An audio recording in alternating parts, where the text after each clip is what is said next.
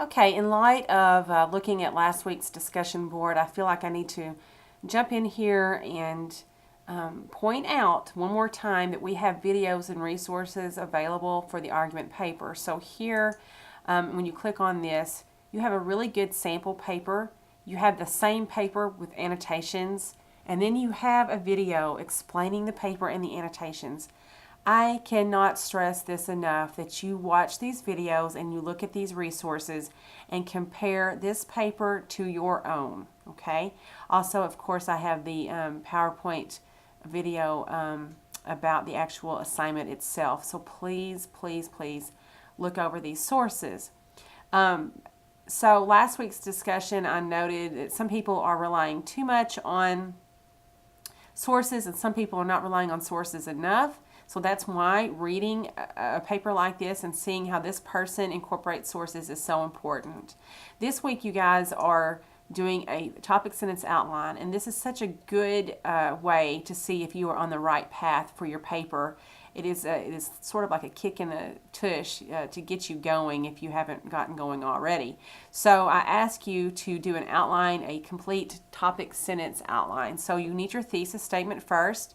Remember that a thesis statement is a statement. It is a sentence where you are showing your side of the position. Write the sentence, the actual sentence that will be in your paper. Yes, you may have to revise it later on, but I need a sentence and not a question. And then I want the topic sentences from each of your paragraphs. So I have given a little sample version down here from that sample paper that I was just pointing to earlier. Thesis. As long as applicants have freely posted information in a public forum, however, there is no reason for an employer not to consult this information during the hiring process. So this student wrote this paper about using social media for college admissions and job recruiters and that sort of thing. This is her position, right? That basically that this information is public, it's fair game. Now, look at the topic sentences. The number of employers and universities using social networking sites to evaluate candidates is growing every year. Not everyone is happy with this practice, though, and some have strong objections. Given the realities of the digital age, however, admissions committees and job recruiters are acting reasonably when they access social networking sites. Part of the problem is that the internet has fundamentally altered our notions of private and public in ways that we are only just beginning to understand. Rather than relying on outdated notions of privacy, students and job seekers should accept these new conditions and take steps to protect themselves. The most important way for people to protect themselves against the possible misuse of personal information is for them to take responsibility for the information they post online. Although social networking sites have disadvantages, they also have advantages. And then I went ahead and put the conclusion in there just as a marker. But notice how not one of these sentences mentions a source. Do not mention sources in your topic sentences.